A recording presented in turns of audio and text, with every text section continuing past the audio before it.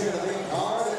Professional C-class Muay Thai action in the 70-kilogram division over 3 2-minute rounds. Your first fight from the blue corner, representing Fight Zone in London.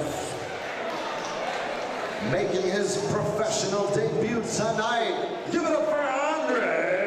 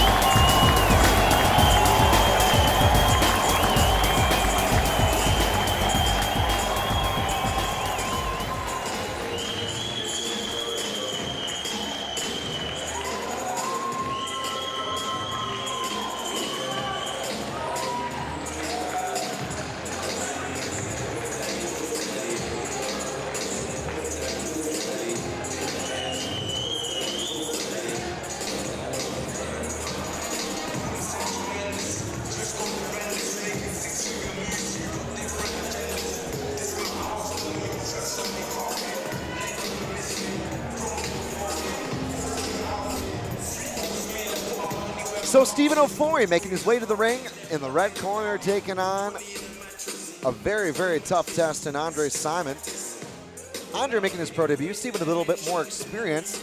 Big clash of styles. Malcolm Martin, tell us all about it. Well, the thing that's interested me, Chris, when you look at the camps of both men in preparation, both have put boxing as key. For Stephen, it's the boxing IQ, and for Adre, it's the technical side of the boxing.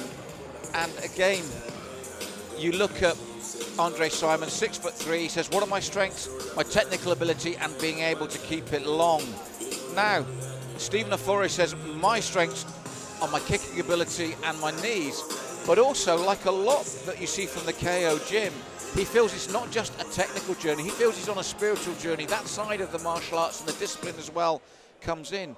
So what I feel you've got here, very technically gifted men, very martial arts minded, and funnily enough, Adre Simon said what got him in to the game, watching a pirate copy of Ong Bak, one of my favorite films of all time. You bet, a cinematic achievement there. Well, both guys are going to be looking for a memorable performance here tonight. A lot of crowd support, a very partisan crowd on either side, I would say. And you saw the names there, you saw the corners there. Should be an interesting test there. OFORI at a height disadvantage, clearly. Yeah, C-class Muay Thai. So we're going up the ranks again now, Chris, moving towards our big, big main events of the evening. So Pete Richardson in charge, Chris Hoekstra on the call alongside Malcolm Martin. Great to be with you folks tuning in here from London. Well, what interests me, as I said, Chris, is both men saying how they like it to keep the range long. They like their kicking and the knees. And both said, yeah, my camp has been predominantly working on my boxing. And it certainly showed for Adre Simon in these early exchanges. You got to love it when you're going to watch a Muay Thai bout and both guys are promising hands. But Stephen, also a self-professed kind of classic Thai stylist. He's like, I love to redirect. I love the trip. I love all the different things that I can use in this contest. Right now, the clinch. I was just about to say, when he talks about redirection, the clinch is one of the most important areas of that. And what he means by that is redirecting so that he can get, you change the clinch, you change the area of the movement so you can get your own knees working and drive it in there. But Adre Simon has impressed me well when we talk about redirection, a mirror image of Stephen in that case. Solid right kick there. Both guys swinging. There goes the boxing. Stephen OFORI fighting that taller man, Malcolm. He's got his work there, and I think good fashion using a long guard as well. Well, the thing is, they've both promised it, and they're delivering on the boxing side, Chris. This is the thing as well. Their legs are natural, you can tell. They both like using them, the knees, and you're seeing it here. But look at the hands coming in over the top. Full spectrum Muay Thai action. Into the clinch, the knees.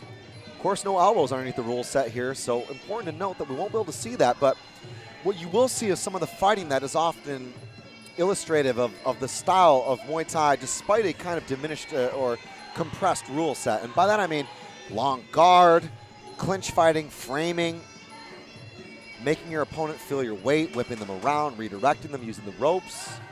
Everything we're seeing so far. And of course, that rule set we will see later, and that the atmosphere changes totally when you get the full Muay Thai rule set. But that opening round, Chris, I thought in many ways mirror images of each other. We talked about the camps being mirror images, but the way they approached that opening round was very similar. So some corner work here. And both guys look pretty fresh. You got to wonder whether or not the clinch could become a tiring factor for either guy. That, for me, was one of the things. I noticed some heavy breathing after the clinch. I mean, there's clearly recovering well here. But most of the round was this, hands and feet. Well, this was the thing, Chris. We knew they were comfortable with the kicking. We knew they were comfortable with the knees. But both men promised the boxing action. And you know what? It's pretty slick as well. That's what I like. It wasn't sort of like rudimentary, so we've been working on it in camp because we're not very good at it.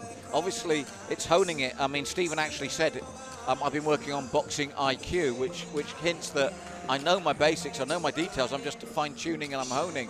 And I think not only was that a very close opening round, it was a very good technical opening round, and they're very much mirror images of each other here. So 2 of 3 here.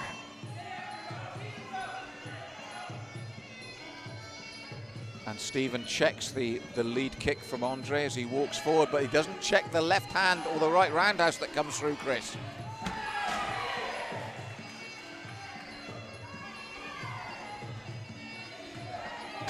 Both guys are continually now boxing their way into the clinch. Now, that could mean one of two things. Either one guy wants it there, or perhaps it's just been kind of the way things unfolded when you're kind of both pushing forward and all of a sudden you think, all right, it's Muay Thai, time to go to the clinch. A luxury you would not have in K1 like we saw earlier tonight. Good point, Chris. But again, you talk about, Stephen was mentioning how he likes the art of redirection. Well, that art isn't lost on Adre either, which makes this such a close contest and so well matched, because they're both redirecting well, they're both working well in the clinch, and when they come out, the boxing's good as well.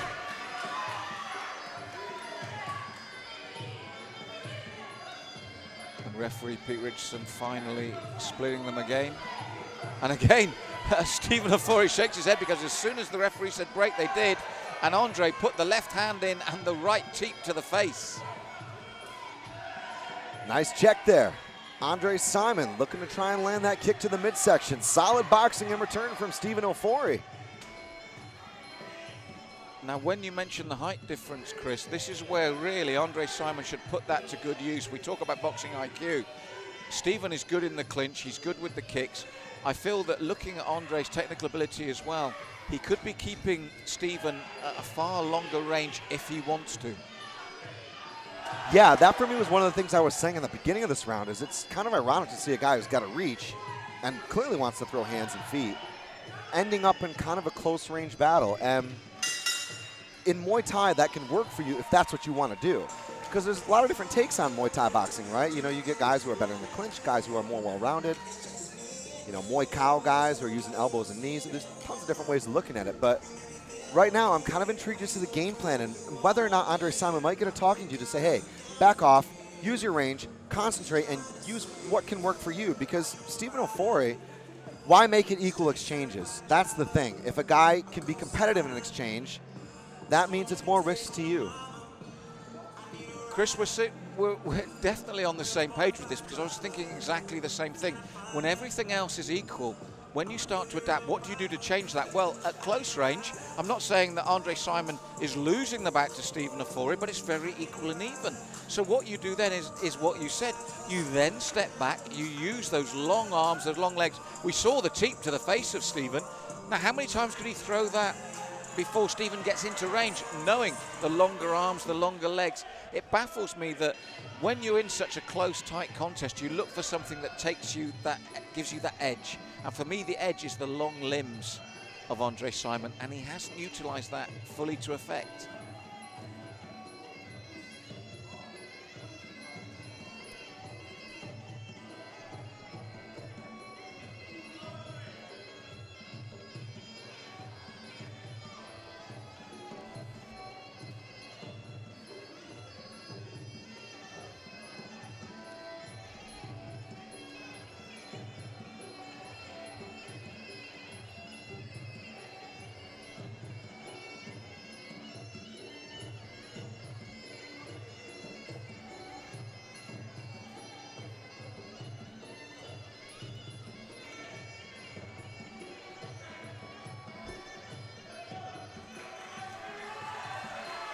So a touch of gloves, quick equipment check.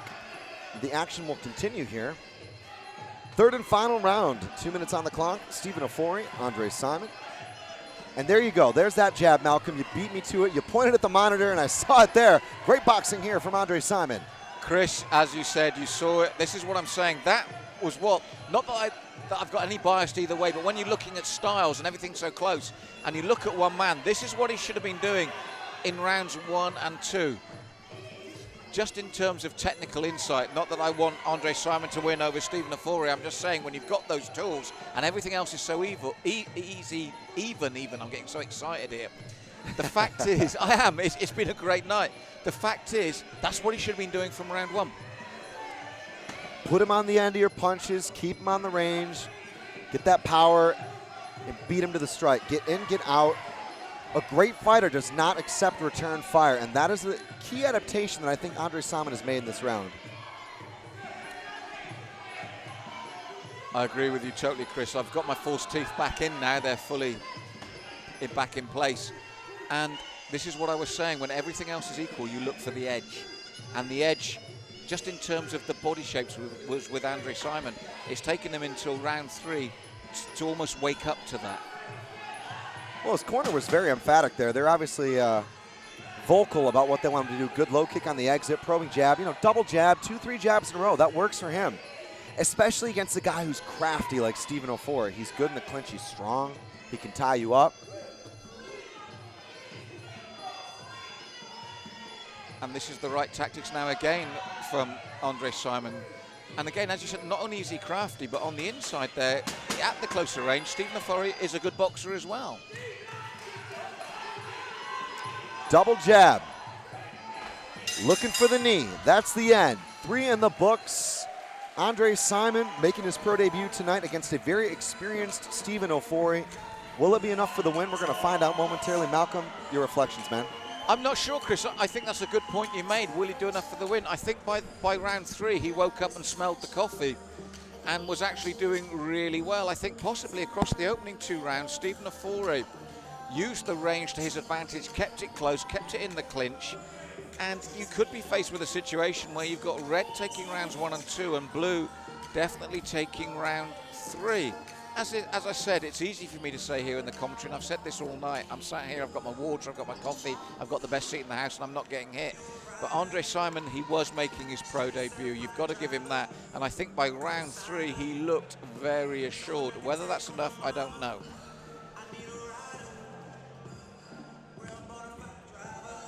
Ladies and gentlemen, one more time, Stephen OFORI and Andre Simon, 3 rounds in the books. Give it up for both guys. After 3 rounds of action, your judges have the scorecards in. All 3 see the contest unanimously in favor of your fighter. From the blue corner, fighting out of Friend Zone London, Andre Simon. So he definitely got the third. He definitely got the third, and obviously one at least of the first and second. Big win there for Andre Simon.